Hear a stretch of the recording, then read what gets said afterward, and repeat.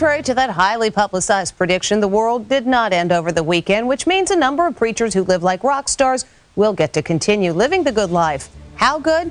Here's Lisa Guerrero and the I-Squad with a look at some who've been preaching prosperity who are living large. Fresh wind, fresh! They are some of the most popular TV preachers in the country. We're family here!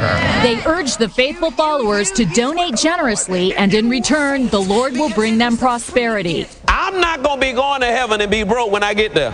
And there's no denying some people have prospered handsomely. Wow! The pastors themselves. They live like rock stars with huge mansions, private jets, and fancy cars. Their lifestyles are so lavish, 6 of them have been investigated by the U.S. Senate, like Paula White, who lives in multi-million-dollar homes in New York City and Tampa, Florida. And Creflo Dollar. He gets around in style, flying in private jets to preach around the country. He owns this mansion in an exclusive Atlanta suburb. Mr. Dollar, how do you Not one of them would agree to an interview about their opulent lifestyle. How do you justify your million-dollar mansions and your jets to all of your donors, sir? Oh, yeah. But when it comes to opulence, few religious leaders compare to Kenneth Copeland.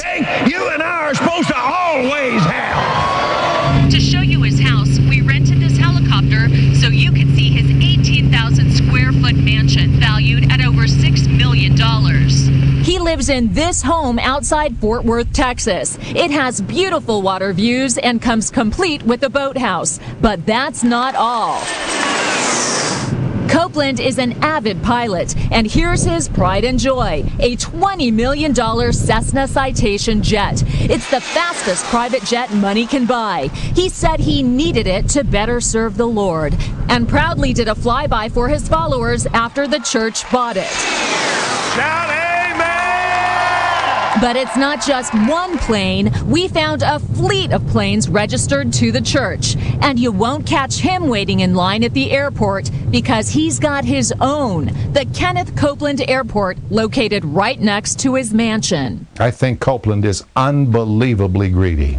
Ole Anthony heads the Trinity Foundation, a religious watchdog group that worked closely with the Senate committee investigating Copeland and other TV preachers. Televangelism alone is at least a $2.5 to $3 billion industry, untaxed, unregulated.